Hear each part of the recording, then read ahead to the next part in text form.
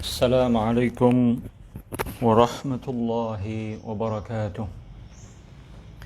الحمد لله رب العالمين الملك الحق المبين، والصلاة والسلام على سيدنا محمد الصادق الوعد الأمين وعلى آله وصحبه الطيبين الطاهرين. أما بعد، rekan-rekan yang sedang mengikuti kajian online Yayasan Syahama, kita bertemu kembali dalam kajian kitab Nurud Duja min Aqidati A'immatil Huda. Pada pertemuan sebelumnya kita tengah menjelaskan atau mulai menjelaskan perkataan Al-Imam Abu Ja'far At-Tahawi dalam kitab beliau Al-Aqidah At-Tahawiyah. Perkataan beliau yang mengandung tanzihun sarih, prinsip keyakinan bahwa Allah Subhanahu wa ta'ala tidak menyerupai semua makhluknya. Dengan tegas beliau nyatakan ta'ala ya'nillaha 'anil hududi wal ghayati wal arkani wal a'dha'i wal adawat la tahwihi al jihatus sittu kasairil mubtada'at. Ta'ala ya'nillah, Allah Maha Suci, 'anil hududi, dari ukuran-ukuran seluruhnya, wal ghayat, dan batas akhir, wal arkan, dan sisi-sisi, wal a'dha, anggota badan yang besar, wal adawat, anggota badan yang kecil, la tahwihil jihatus sittu, Allah tidak diliputi oleh 6 arah penjuru, kasairil mubtada'at, tidak seperti makhluk-makhluknya yang diliputi oleh 6 arah penjuru. Kemudian kita telah menyelesaikan pembahasan ta'ala ya'nillah 'anil hudud. Baik, kita lanjutkan. Kita baca dulu kitab Nurud Duja min Aqidati A'immatil Huda. Silahkan dibuka halaman 20.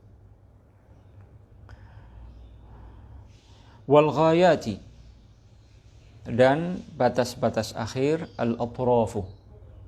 Al-ghayat maknanya al-atraf atau an-nihayat, batas-batas akhir.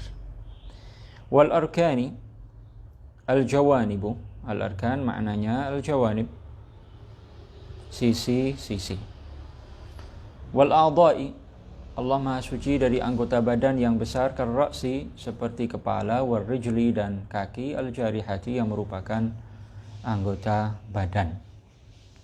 Wal adawati, Allah Maha Suci dari anggota badan yang kecil, al-a'dha'us saghirah, anggota badan yang kecil, kal lisani, seperti lidah, wal lahati, dan anak lidah. Ya. Jadi dalam kitab yang diakui oleh para ulama Islam sebagai penjelasan akidah Ahlus Sunnati wal Jamaah, sebagai penjelasan akidah Rasulullah, para sahabat, para tabi'in, para atba'at tabi'in, dan generasi salaf pada umumnya hingga masa beliau. Dalam kitab inilah Al-Imam Abu Ja'far At-Tahawi menegaskan ta'ala 'anil hudud, bahwa Allah Subhanahu wa ta'ala Maha Suci dari ukuran. Kemarin telah kita tegaskan perkataan Al-Imam Abu Ja'far At-Tahawi ini menafikan, menyucikan dari Allah al-hudud. Al-hudud jam'u hadd, wal haddu wal hajmu wal kammiyah. Jadi Allah Ta'ala Maha Suci dari segala ukuran, baik ukuran yang kecil atau yang sedang, atau yang besar sebesar arusy, atau diandaikan lebih besar dari arusy. Allah Ta'ala Maha Suci dari itu semua, Maha Suci dari semua ukuran, baik yang kecil, sedang, maupun yang besar. Demikian pula Allah Ta'ala Maha Suci dari ukuran-ukuran yang diketahui oleh makhluk dan yang tidak diketahui oleh makhluk. yang diketahui oleh makhluk dan yang tidak diketahui oleh makhluk. Jadi Allah Subhanahu wa ta'ala maha suci dari ukuran-ukuran yang kecil, yang sedang, yang besar.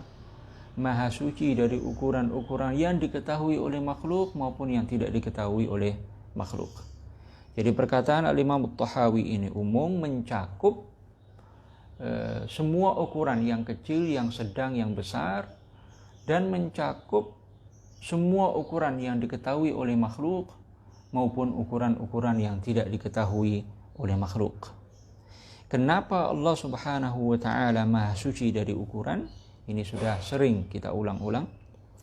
Karena seandainya Allah memiliki ukuran, niscaya Allah memiliki serupa yang banyak sekali. Karena seandainya Allah Ta'ala memiliki ukuran, maka itu artinya Allah Ta'ala tidak ada bedanya. Allah Ta'ala serupa dengan makhluknya.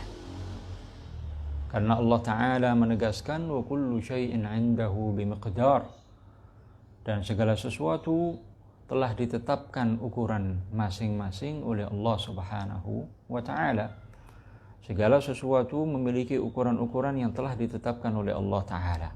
Jadi seandainya Allah Ta'ala punya ukuran, maka tidak ada bedanya dengan makhluk yang memiliki ukuran-ukuran yang telah ditetapkan oleh Allah Subhanahu wa Ta'ala. Seandainya Allah Ta'ala punya ukuran, niscaya Allah Ta'ala memiliki banyak serupa-serupa. Sedangkan Allah Ta'ala telah menegaskan fala tadribu lillahil amthal. Maka jangan jadikan serupa-serupa bagi Allah Subhanahu wa Ta'ala. Seandainya Allah Ta'ala punya ukuran, berarti mengatakan Allah membutuhkan kepada yang menjadikannya dengan ukuran tersebut. Karena setiap yang punya ukuran pasti membutuhkan kepada yang menjadikannya dengan ukuran yang ada padanya. Sementara sesuatu yang membutuhkan itu makhluk. Membutuhkan adalah salah satu ciri khas makhluk. Setiap yang membutuhkan itu lemah, yang lemah itu bukan Tuhan. Setiap yang membutuhkan kepada selainnya itu adalah makhluk. Sementara Allah Ta'ala ghaniyun 'anil 'alamin, Allah tidak membutuhkan kepada seluruh alam semesta. Telah sering kita kutip perkataan atau penjelasan Al-Imam Al-Hafidh Al-Baihaqi yang ringkas, yang singkat tapi sangat penting, menjelaskan apa yang baru saja kita tegaskan. Beliau mengatakan wal haddu yujibul hadatha. Ukuran itu meniscayakan kebaharuan. Ukuran itu meniscayakan kemakhlukan. Setiap yang punya ukuran pasti makhluk. Lihajatihi ila haddin khassahu bihi. Karena dia membutuhkan kepada sesuatu yang menjadikannya dengan ukuran yang khusus baginya tersebut. Wal baqi qadimun lam yazal. Sedangkan Allah Ta'ala zat yang kekal, itu ada tanpa permulaan, tidak berlaku baginya takhsis, tidak berlaku baginya ta'thir, ya, penentuan dari sesuatu selainnya.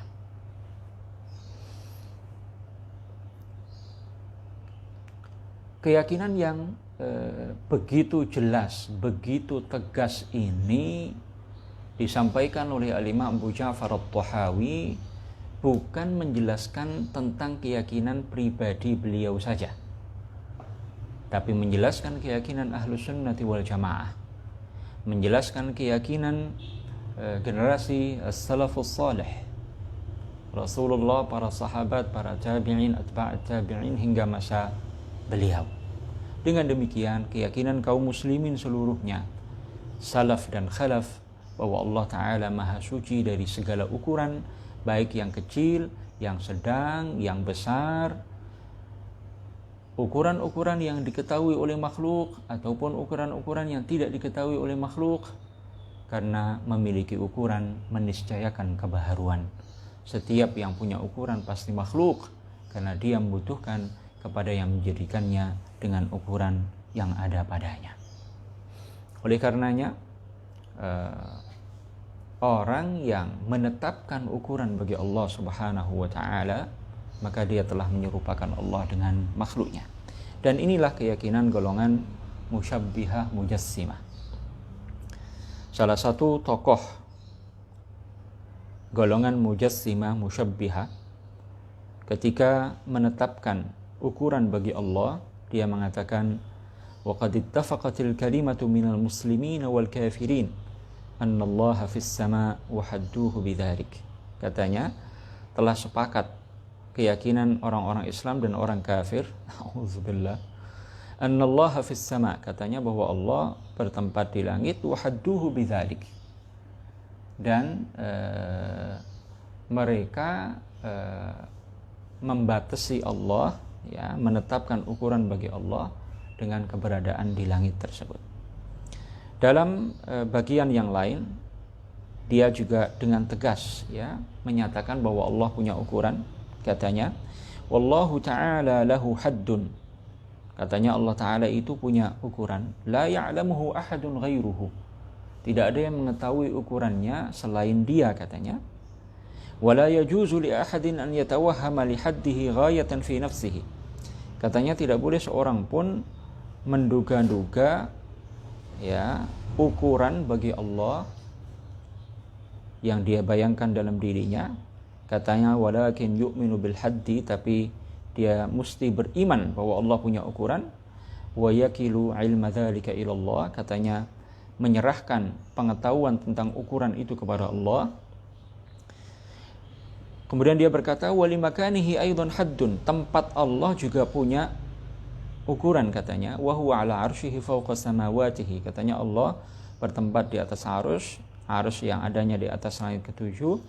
Katanya fahadzani haddani itsnan, maka ini dua had yang berlaku bagi Allah Subhanahu wa taala. Ini keyakinan golongan musyabbihah mujassimah, dan di antara mereka ini banyak yang mengaku sebagai pengikut Al-Imam Ahmad Ibnu Hanbal radhiyallahu taala anhu, akan tetapi pada hakikatnya Al-Imam Ahmad radhiyallahu taala anhu bari'un minhum.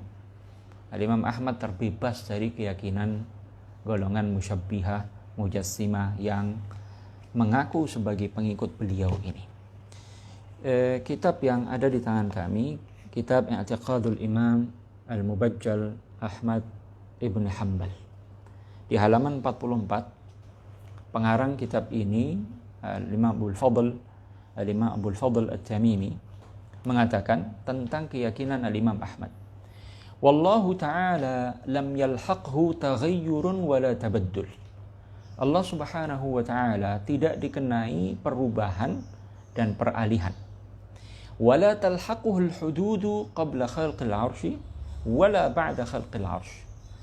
Dan Allah tidak berlaku baginya ukuran sebelum terciptanya 'arsy maupun setelah terciptanya 'arsy.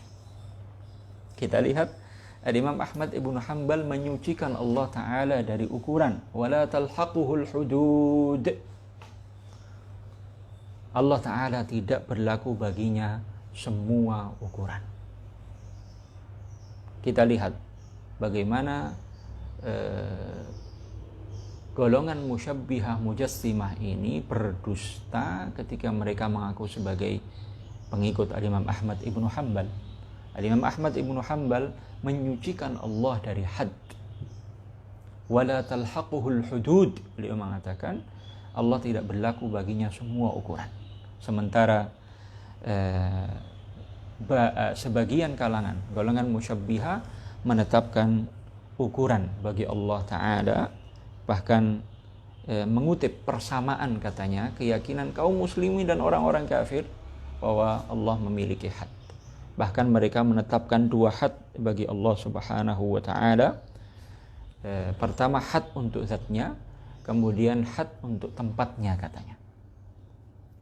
Subhanallahil azim, maha suci Allah Ta'ala dari keyakinan yang meniscayakan kebaharuan bagi Allah Subhanahu wa ta'ala.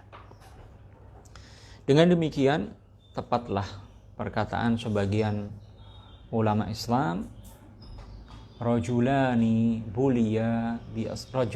salihani buliya bi ashabi su' Ja'far as-Sadiq wa Ahmad ibn Hanbal.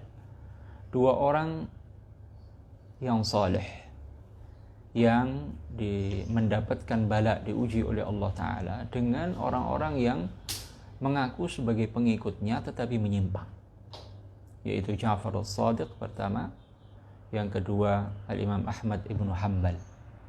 Sebagian golongan musyabbihah mujassimah menisbatkan dirinya kepada Imam Ahmad ibn Hanbal di masa lalu dan di masa sekarang, tapi ternyata keyakinan mereka bertentangan dengan keyakinan Imam Ahmad ibn Hanbal radhiyallahu taala anhu. Dan alangkah banyaknya perbedaan antara Imam Ahmad ibn Hanbal dan golongan musyabbihah mujassimah yang mengaku sebagai pengikutnya, baik perbedaan dalam usul al-i'tiqad maupun dalam masalah furu', dalam masalah fikih. Saat golongan musyabbihah tadi menetapkan ukuran bagi Allah, katanya la ya'lamuhu ahadun ghairuhu, ya, tidak ada yang mengetahui ukuran Allah kecuali Allah saja, maka sesungguhnya mereka telah menyerupakan Allah dengan arsy. Karena arsy itu punya ukuran, namun ukuran arsy yang mengetahuinya hanya Allah Subhanahu wa ta'ala. Karena itulah pada pertemuan sebelumnya telah kita baca perkataan pengarang kitab Nurud Duja min aqidati a'immatul huda ini, faman qala lahu haddun la na'lamuhu huwa ya'lamuhu faqad kafar.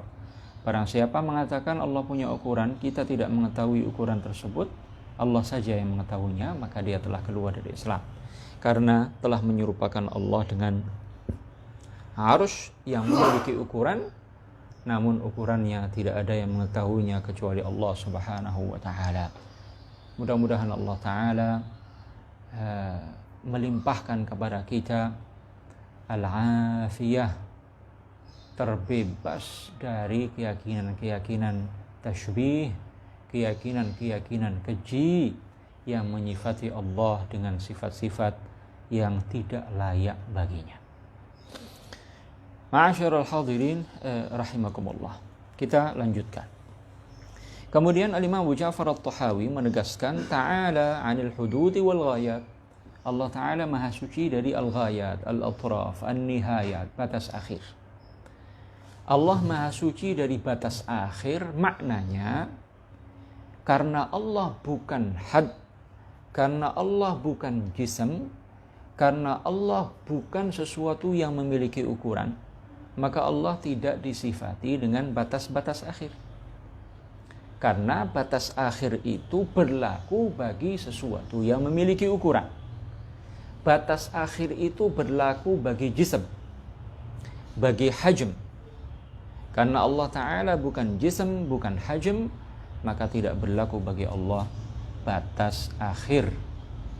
Ya, jangan sampai ada yang salah paham makna perkataan Imam Abu Ja'far At-Tahawi ini. Makna Allah Maha Suci dari batas akhir bukan maknanya Allah Ta'ala memanjang meluas, punya ukuran yang tidak terbatas dari semua arah. Bukan itu maknanya. Makna bahwa Allah Maha Suci dari batas akhir karena Allah bukan jism, karena Allah bukan hajm, karena Allah bukan syai'un mahdud, karena Allah bukan sesuatu yang memiliki ukuran, maka tidak berlaku baginya batas-batas akhir.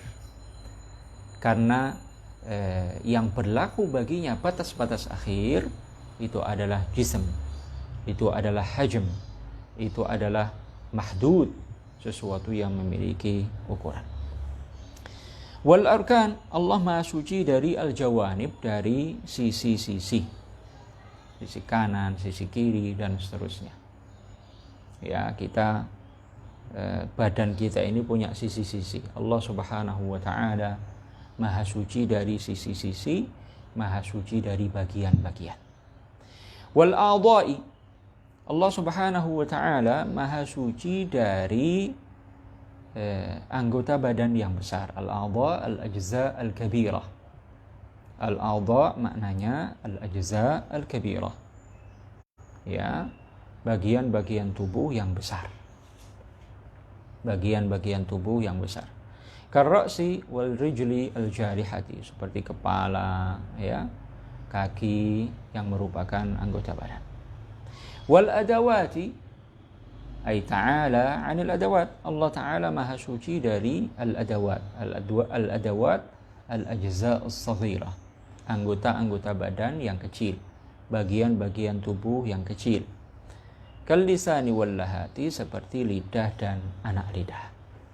Hadirin hadirat rahimakumullah. Jadi Allah Subhanahu wa taala sebagaimana ditegaskan oleh Imam Abu Ja'far At-Tahawi, dan ini adalah keyakinan generasi salaf Rasulullah, para sahabat, para tabi'in, dan generasi salaf seluruhnya atau pada umumnya, bahwa Allah Ta'ala Maha Suci dari anggota badan yang besar maupun yang kecil. Allah Ta'ala Maha Suci dari al-ajza' al-kabira wal-ajza' as-saghira. Allah Maha Suci dari bagian tubuh yang besar maupun yang kecil. Ya, tidak berlaku bagi Allah anggota-anggota tubuh, bagian-bagian badan. Ya, kepala ini adalah anggota tubuh, bagian dari badan. Ya, leher anggota tubuh, bagian dari badan. Ya, tangan anggota tubuh, bagian dari badan.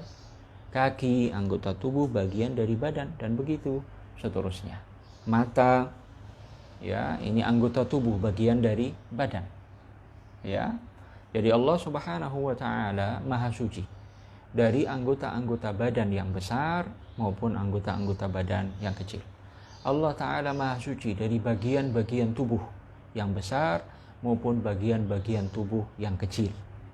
Ya, oleh karenanya kalau kita sudah memahami prinsip tanzih yang sangat penting ini, maka saat kita mendengar atau membaca dalam Al-Quran kata wajah, kata yad, kata ain, dan semacamnya, berarti maknanya bukan anggota badan bagian tubuh. Kalau dalam Al-Quran disebutkan kata wajah bagi Allah, kullu syai'in halikun illa wajhah, ya, maka wajah di sini yang dimaksud bukan anggota badan bagian tubuh, ya, yang ada di bagian paling atas dari manusia misalnya.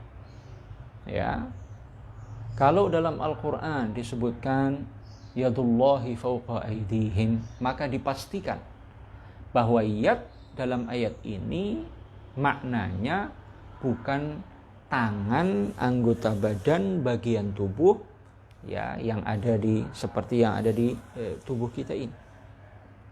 Ya, kalau disebutkan dalam Al-Quran kata ain dinisbatkan kepada Allah, walitusna'a ala aini, maka itu artinya ain di situ bukan anggota badan, bukan bagian tubuh, bukan syai'un mahdud, bukan sesuatu yang memiliki ukuran, ya, yang ada di badan, yang ada seperti di badan manusia, bukan.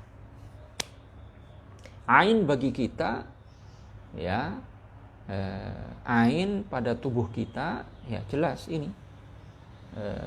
anggota tubuh, bagian dari badan kita, sesuatu yang punya ukuran, yang berada di bagian muka kita. Ya, yad bagi kita salah satu maknanya anggota badan, bagian tubuh yang ada di kanan dan kiri badan kita. Muka bagi kita di antara maknanya ini bagian yang ada di paling atas dari badan kita, di mana di muka itu ada hudud, ada sesuatu bagian-bagian yang masing-masing memiliki ukuran. Ada jidat, ada mata, ada hidung, ada pipi, ada bibir, masing-masing punya ukuran itu. Ya.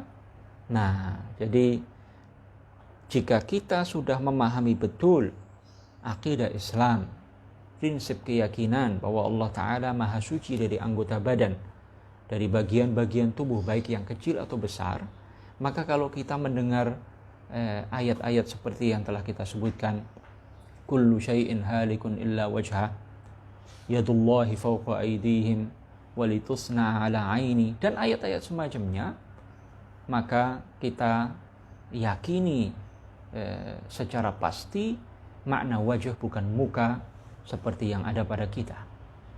Ya, makna yad bukanlah anggota badan, tangan. Ya, makna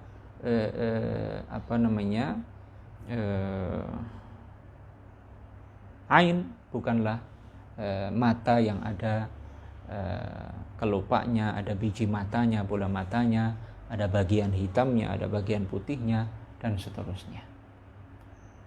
Jadi prinsip keyakinan ini penting sekali, ya, bagi kita yang memahaminya dengan baik. Insya Allah tidak akan terjerumus pada paham tasybih dan tajsim saat membaca ayat-ayat suci Al-Quran, atau mendengar ayat-ayat Al-Quran dibaca, atau mendengar hadis-hadis Rasulullah sallallahu alaihi wasallam, ayat-ayat dan hadis-hadis yang mutasyabihat, maka kita tidak akan terperosok pada paham menjisimkan Allah, tidak akan terperosok pada paham yang meyakini dan memaknai bahwa wajah, yad, ain itu adalah anggota-anggota tubuh, bagian-bagian dari badan.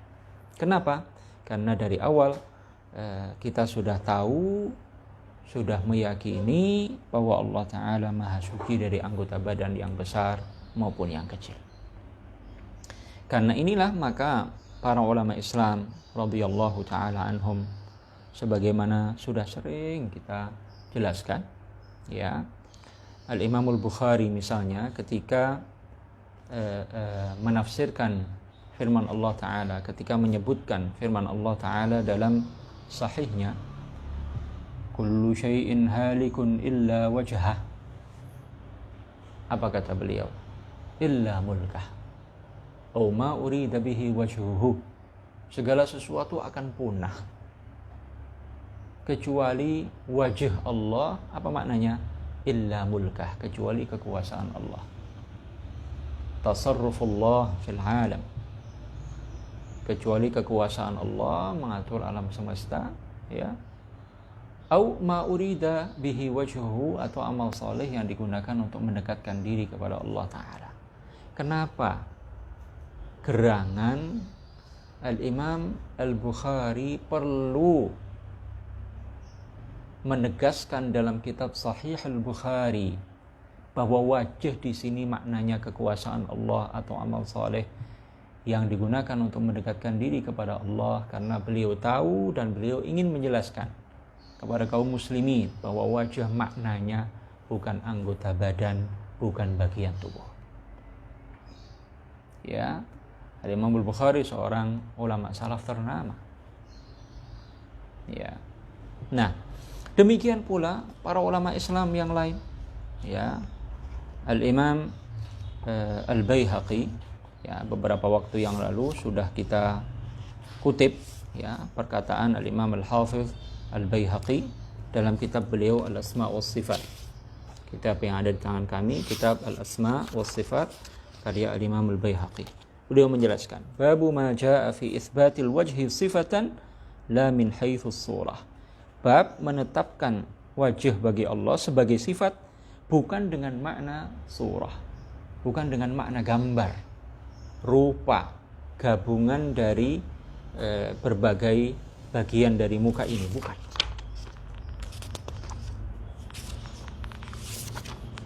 Di bagian berikutnya Al-Imam Al-Baihaqi juga mengatakan, babu ma jaa fi itsbatil aini sifatan la min haitsul hadaqah. Ya, bab menetapkan sifat ain, bab menetapkan ain bagi Allah sifatan, sebagai sifat. La min haitsul hadaqah, bukan dengan makna kelopak mata, biji mata, ya, Berikutnya, beliau juga mengatakan babu ma jaa fi itsbatil yadaini sifataini la min haitsul jarihah. Bab menetapkan al-yadain bagi Allah sebagai sifat, la min haitsul jarihah, bukan sebagai anggota badan. Ya, dari sini menjadi jelas bagi kita ya bahwa keyakinan para ulama salaf radhiyallahu taala anhum, keyakinan para sahabat, para tabi'in, keyakinan para ulama hadis seperti Al-Imam Al-Bukhari, Al-Imam Al-Baihaqi dan sekian banyak para ulama Islam bahwa menetapkan wajah, yad, ain bagi Allah itu maknanya sifat, bukan anggota badan, bukan bagian tubuh, bukan jism, bukan had, ya, bukan sesuatu yang memiliki ukuran panjang, lebar, kedalaman, bukan. Wajah bukan had, bukan hajm, ya, ain bukan had, bukan hajm, ya, yad bukan had, bukan hajm, ya. Oleh karenanya penting untuk kita pahami betul bahwa inilah keyakinan para ulama Islam seluruhnya. Kemarin juga sudah kita sebutkan dalam kitab I'tiqad al-Imam Al-Mubajjal Ahmad ibnu Hanbal bahwa beliau juga mengingkari orang yang mengatakan Allah jism, karena tidak ada ya penggunaan kata jism bagi Allah dalam syara, dalam Al-Quran dan hadis, dan secara bahasa makna jism itu mustahil bagi Allah Ta'ala, bermakna at-tarakkub ya, wat-tajazzu ya, dengan makna ketersusunan, terdiri dari bagian-bagian ya, punya ukuran ya, itu mustahil bagi Allah Subhanahu wa Ta'ala. Demikianlah Al-Imam Abu Ja'far At-Tahawi menjelaskan akidah Ahlus Sunnati wal Jamaah, akidah para ulama salaf dalam kalimat-kalimatnya yang indah, dalam kalimat-kalimat yang luar biasa. Ta'ala 'anil hudud wal ghayat wal arkan wal a'dha'i wal adawat. Insyaallah kita lanjutkan pada pertemuan berikutnya, masih akan menjelaskan perkataan Al-Imam Abu Ja'far At-Tahawi, la tahwihil jihadus sittu kasairil mubtada'at. Mudah-mudahan Allah Ta'ala senantiasa memberikan anugerah pemahaman bagi kita, pemahaman yang benar ya, terhadap Al-Quran, terhadap hadis, terhadap perkataan para ulama Islam. Perkataan Imam Abu Ja'far At-Tahawi itu perkataan yang benar, tetapi sebagian orang menyalahpahaminya atau dengan sengaja menyelewengkannya seperti golongan musyabbihah mujassimah untuk menyesuaikannya, memelintirnya untuk menyesuaikannya dengan akidah yang mereka yakini, seperti kemarin sudah kita singgung. Kita akhiri dengan tahlil dan salawat Nabi. La ilaha illallah, Allahumma salli ala sayyidina Muhammad wa ala alihi wa sahbihi wa sallim. Rabbi ighfir li wa lil mu'minina wal mu'minat walhamdulillahi rabbil alamin. Wassalamu alaikum warahmatullahi wabarakatuh.